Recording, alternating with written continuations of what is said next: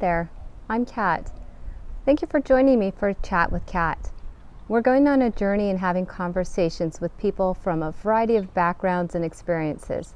And during this journey, we're going to probably laugh and smile. We'll have moments of compassion and cry. We may be angry or feel confronted, and we may be amazed and just need to ponder. So whatever the emotion is that comes up, let's take a moment to breathe and ask ourselves why we're feeling this. And also, let's ask, what can I learn from this? So go ahead and like, share, subscribe, and make sure that your friends and family and colleagues and anyone you feel could get something from this gets to see this. So let's get on with our journey with Chat with Kat. If you have to have advice for any woman out there, what would you say?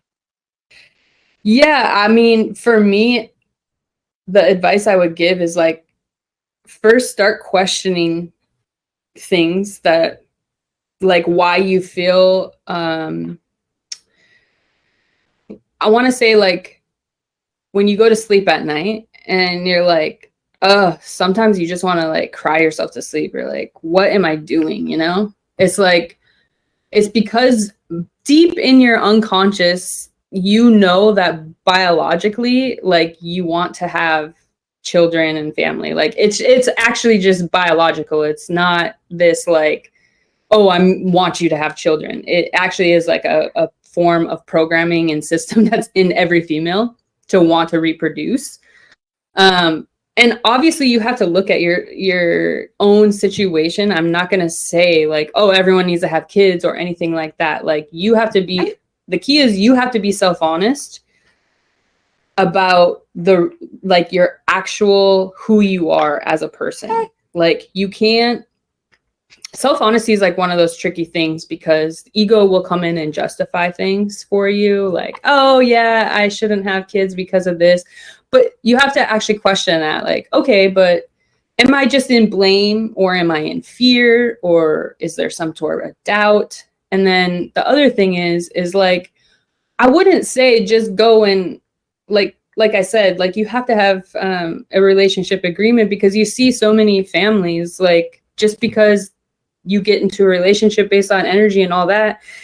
And then you have kids and then you separate and it creates a lot of conflict and consequences in your children and yourself.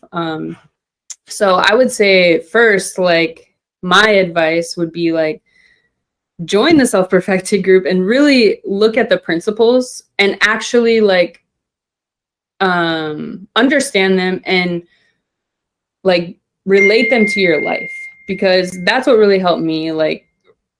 First looking at the principles and really okay, these actually make a lot of sense. It's not some religion or anything like that. It's just oh, these are actually common sense principles that are pretty legit.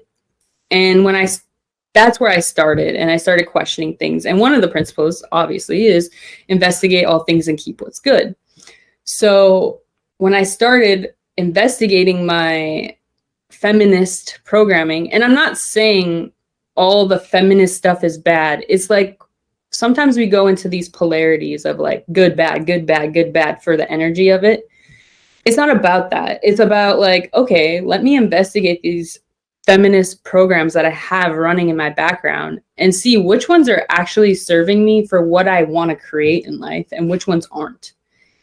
Now, obviously, there's some great things that came out of the feminist movement. I'm not saying that I'm going back to oh, I'm a stay-at-home mom and my husband controls me or anything like that. No, we're a team. We work together. We're on a mission together. I want every relationship to start off as an agreement. You two are a badass team working together and really wanting to create something that's best for all. That's what I want to see for everyone, every woman that wants to, you already are programmed for that, boss babe, all that stuff, but just direct it effectively into the principles of what is best for all, and that's what I really did for myself. And I can say with 100% certainty, I'm so glad I did that, because I wouldn't be as stable and fulfilled as I am right now, like it's like night and day from when I wasn't in self-perfected and what I am now, like my actual internal state. Like I might have been perceived as having this great life because I lived in Hawaii and I was surfing and I was hiking and I was doing all these things on social media that perceives and looks like this amazing life.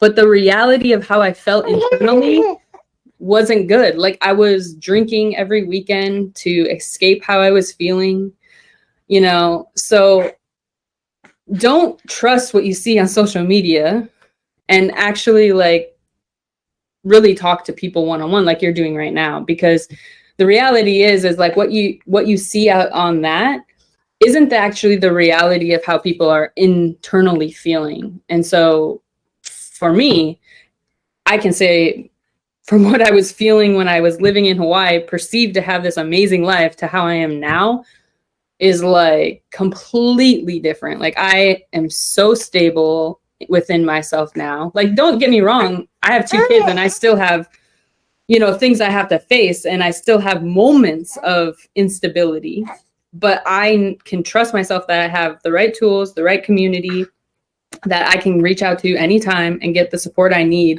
to ground myself in reality and be like, oh yeah, like I'm just in my mind. I need to ground myself here, you know? And so, yeah, that's what I would say is first step would be join Self-Perfected and really look at the principles and, you know, immerse yourself in that. Awesome. And then if you wanted to look back at yourself at 10 years old, what advice do you think now being where you are and what you've learned in life? And if I know, you know, all this wasn't around when we were 10, but if you were to go back to your 10-year-old self, what would you tell her? What advice would you give her? I would say that one, you don't need to look outside of yourself for validation. 2, it's hard to say because I would want the tools. So, because I didn't know how to read before. Like I memorized everything in school. I was perceived to be a pretty decent student just because I was really good at memorizing, but I couldn't read. So for me, it's like, if I had that ability to read when I was 10 years old, like I would have I would tell myself to like read a lot of books and understand a lot of different things and diversify yourself, because now I'm at that stage where I have a lot of other responsibilities and I don't have that free time to just sit and like diversify myself and test out different things without all the responsibilities that the system like puts on us, you know? So yeah, those would be the things, is like have Technotutor so I can read effectively, and don't look outside of yourself for validation, like look within yourself, you know? So those would be the 2 things. Oh, thank you. That's really, that's deep and so touching. And I think it's really something that, you know, it strikes a chord with me, right? Where it's, you know, about trusting yourself and looking for validation and yeah, the journey, right? It's just, it's a journey that we're all going through right now. And it's how we get there and what do we discover in the end, right? And along the way. So, and how is this making a difference for your kids right now? Because they don't know anything different, right? So how do you think this is going to be making a difference for them? It's going to be a huge difference because, for one, I am very particular about what they're exposed to, because I can see the programming now, you know, that takes place in our system that isn't best. And I do my best to navigate that and explain as much as possible, even when we are in situations where, you know, it's inevitable, but explaining it so that way they're grounded in the reality of it and why we need to change this system to be best for all, because it's not best right now for everyone. And And oh yeah, I also wanted to go back to the point that you just made of like looking for validation outside of yourself. The point of, it's like, I don't want to deter people from reaching out to people though.